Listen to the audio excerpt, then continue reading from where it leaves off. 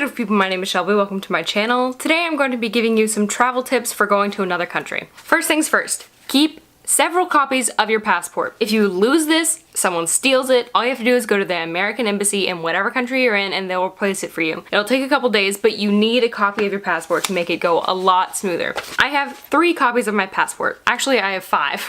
I have 1 at my house with my mom, I have 1 with my school, and I have 3 for myself. So I keep the copies of my passport. I have 1 copy in the bag that stays at wherever I'm staying. I have 1 copy in my backpack, and I have 1 copy in my purse. Depending on how secure the place that I'm staying is, I will either keep my passport in this little body purse here, or I'll keep it in the bag that stays wherever I'm staying. And wherever my passport is not is where I put the copy of my passport. It's also good to have a picture of it on your phone just in case. So that kind of leads me into the next topic, which is spreading out your belongings. Spread out your money. If you take out $200 and you have 4 bags, just put $50 in each bag. If you have multiple credit cards or debit cards, I always have 1 in my purse, I have 1 in this bag, I have 1 in my backpack, and I have 1 in my hacking backpack. Just make sure you're spreading out all your stuff, so if 1 bag gets stolen, it doesn't mean you lose everything. Another tip that I will give you is carry a backpack. It could be a real backpack like this. You could just get one of those little duffel bags, you know, with the straps. I would recommend getting a comfortable one because you can put some heavy things in there. For me personally, I stay in a lot of hostels and places with a lot of people around, and I don't expect anyone to steal my things, but I prepare for it. For me, whenever I'm in a country and I'm not staying with people that I know, so I carry this backpack around and I keep my laptop and any valuable items that I have, I'll just keep it in here and just carry it around with me the whole day because I don't feel safe leaving it wherever I'm staying. So that means that this bag is pretty heavy most of the time. And also it's just really good if you buy something, you can just shove it in there. If you need water, snacks, you can just put it in your backpack and not have to worry about it anymore. The bad thing about this is they're easy to pickpocket, so make sure you don't put anything valuable in the outside pockets. People can cut open the bottom of your backpack, but this is leather, so it's not gonna be easy to rip open.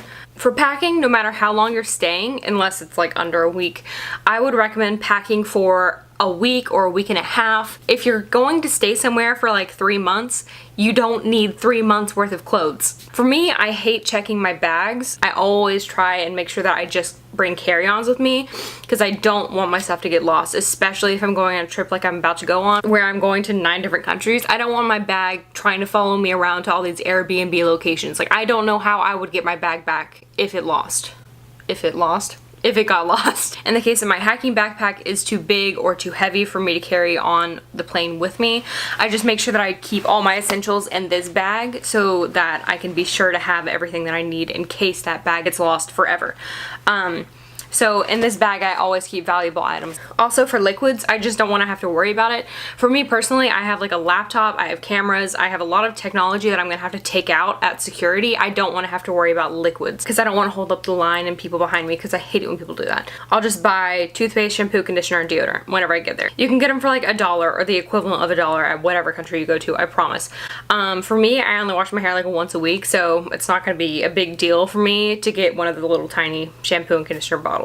Another tip that I have for you is for whatever country you're going to, look up a map for their public transportation, screenshot it, save it on your phone, email it to yourself if you need to, and print them out. I've printed out a map for all the public transportation that I'll be using for each country that I'm going to. It's also a good idea to buy one of the small maps for wherever you're staying, especially if you're not going to have Wi-Fi or anything like that, because I know personally, whenever I first got to London, so I had worked out completely on how to get from the airport to the tube stop where my hostel would be. And so I got to the tube stop and I walked out and I just stood there because I did not know how to get to my hostel from the tube stop. And I didn't have internet, so I couldn't look at it on my phone. I didn't know what the street name was. I didn't have the email. I didn't take any screenshots on like what the name of it was. I couldn't even remember the name of my hostel. Don't be like me. I always look at Airbnb for a place to stay. They have hostels, they have apartments, they have pretty much everything you can think of. Sometimes the hotels in the area are cheaper, so don't completely rule those out. But if you're looking for a hostel or like a cheap apartment or a house to stay at, definitely go to Airbnb. I'll put a link below. I'm not like being sponsored by Airbnb to say this. It's just like the little link that they give you to invite your friends. And you are my friends. So also Uber is very helpful. It's an app, so you can use it on Wi-Fi. You don't have to call a taxi or anything. If you want to download the Uber app, I'll leave a link below. It's also going to be one of the links that they give you to like invite your friends. I'm not being sponsored. Just clearing that up. Watch your water intake. You want to be sure that you're hydrated, but don't drink so much that you have to pee every 5 minutes, because public bathrooms, especially in London and cities like that, are not easy to come by. And if they are, then you have to pay for them. Just make sure that you're not glugging the water, but also be sure that you're drinking enough to stay hydrated. And for me, I try and have a list of like general things that I want to do in each country. And then the night before that day starts, I'll plan out what exactly I want to do. So I just map out like, I want to go to these 3 museums and I want to go to this restaurant. And then I just write a list on like, get off at King's Cross and walk left or whatever. My directions aren't very good and I do get lost sometimes, but getting lost is kind of fun. Unless you walk like 4 miles like I did.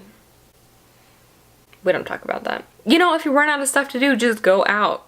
Just go do something. That's all for this video. I hope you enjoyed it and I really hope that you found it helpful. If you have any other tips that I forgot about, please leave them in the comments below. But yeah, I hope you enjoyed this video. If you did, be sure to give it a thumbs up. Don't forget to subscribe and follow me on social media. But that's all for today, so I hope you have a wonderful night. Bye!